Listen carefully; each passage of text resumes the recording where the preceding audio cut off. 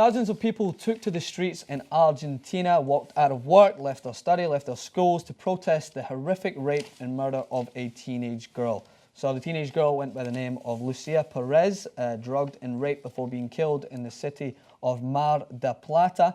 And all across Argentina and all across the world, actually, there were several examples of people participating in this protest in Spain and other countries have basically had enough. They've had enough for years, by the way. This is not new news. I just think this recent barbaric example has allowed it to come on the screens a little bit more so across the world. But again, it shouldn't take examples like this for everyone to be aware of such a troubling issue. So I want to get to one of the quotes from the protest organizer named Sabrina Cartabia. Bear with me as I probably mispronounced that name. That's what happens when you're Scottish. But let's take a look at what she had to say. We're saying enough. We won't go back to being submissive, and we won't tolerate any more of the misogyny or violence that all of us women have to deal with. So this is something that has plagued Argentina for years. So a current report from The Guardian, statistics have shown that crimes against women in Argentina have risen 78% since 2008. And the protests have taken place last June. They've taken place years before.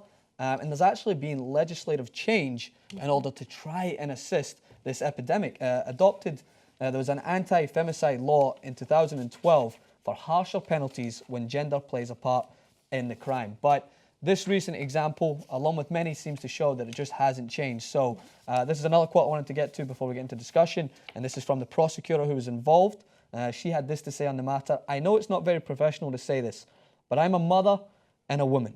And though I've seen thousands of cases in my career, I've never seen anything like this." So she, of course, is talking about the barbarity of this tragic example. So this is something that has been going on in Argentina for years. And an example like this is just another horrible, tragic example of something that really needs to be addressed. So one thing I don't understand when I was looking into this was the machismo culture is what a lot of people keep pointing the finger to when they're assigning some sort of blame to why this keeps happening so frequently in Argentina. And it's hard for me to understand it because it's the least macho thing to do. To be aggressive towards someone who's physically weaker than you, what's macho about that? That's the weakest, most disgusting thing you could possibly do. And I think if that is the prevailing culture, if that's the understanding, if that's what they're equating this violence to, then there seriously needs to be some sort of systematic change as far as the education, as far as culture and how Argentinians see it. Yeah. But aside from that, one of the things I saw was that there are 23 different provinces, and each province has drastically different measures on how they adopt that law that you were referring to as far as prosecuting domestic abuse cases against women more rigorously. And then the other problem is it's usually treated civilly and not criminally, domestic violence. And that's a serious issue. And we see that. We talk about police brutality in America, and we talk about how the Constitution essentially protects police officers in instances where they shoot and kill, disproportionately targeting blacks, but shoot and kill anyone, right? If there's no repercussion, then you have nothing to worry about. If you're only going to be treated civilly and then not face any sort of jail time, you have no fear. And then there's also this culture backing it up, like, oh, it's machismo. I was just being macho, so I'm going to rape and murder this person. Obviously, in this case, there's a criminal prosecution because he raped and murdered someone, these three people. Yeah. But still, in smaller instances, in instances of domestic abuse, there should still be some sort of criminal charges brought against these people in order to combat this issue.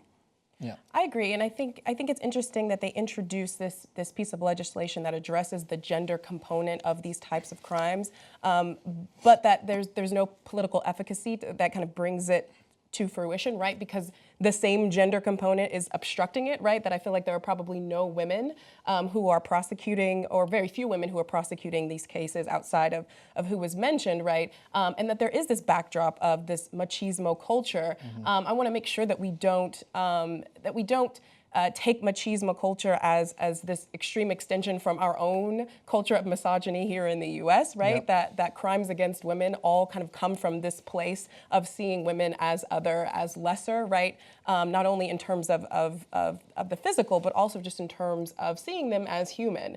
And I think that's what we're battling here, right? That is why there's been this show of solidarity among women, right? Because there's been this systematic devaluing of women. And I think it's interesting here that they do this in the form of a labor protest, right? So at the same time that there's been this devaluing of women, they're showing their value as laborers, right? By leaving the workforce. Yeah, men and women both. Yeah, so I think that this is an interesting phenomenon, but I think it's an interesting commentary not only on misogyny here, but everywhere. Yeah. So and other Latin American countries as well, specifically Mexico, Bolivia, Chile, Paraguay, and Uruguay also had similar marches in solidarity, and that's awesome. And it made its way across Europe. There was images of people in Spain taken to the streets to do that. I know that they held a minute of silence within the actual parliamentary office in Argentina, but as you talk, it is an epidemic. It is awful. Like the murder of Lucia Perez, it happened a few days after there was a march by tens of thousands of women to protest this. Do I think that's a coincidence? No. I think that it's the violence, as she mentioned before, the woman who's organizing this, she said that it's trying to teach us a lesson, to put us back in our place. They see each act of protest as a way to try and push women's rights forward. And I think that it is. You mentioned, Hasan. It's a cultural shift they need. They need a cultural shift. You can change the legislator, but as you mentioned before, if there's no real backing behind it, if they're not really doing it convincingly with conviction, then men will still act to the point where what they've been taught in that culture, they just treat women that certain way. And each kind of act of defiance, they see it as a way to push the status quo, and they want to try and assert their dominance in horrific ways. I think it's shocking. And like you said, it's almost about, it then almost becomes about protecting your macho culture versus these like Western imperialistic values that they're being subjected to. It's easy to just look at it from that perspective as well, and I see it, which is exactly why you can still maintain your macho masculine features. Like, I'm a pretty masculine dude, but I would never, because of that, I would want to protect someone that's physically weaker than me if that's the case. Or protect my equal, or treat people equally. And what I'm trying to say is, like, it's especially heinous. It's especially disgusting. And the least macho thing, if that's what you want to see it as, if you want to preserve macho culture, understand that it's the least macho thing you can do if you're going to hurt someone that's physically smaller or weaker than you. And I think we can even divorce the notion of violence against women from physicality, right? Because rape and sexual assault happens in the military, right? When we are equals in terms of physical strength and ability, but it still happens, right? Because there is this way ideologically that women are just devalued.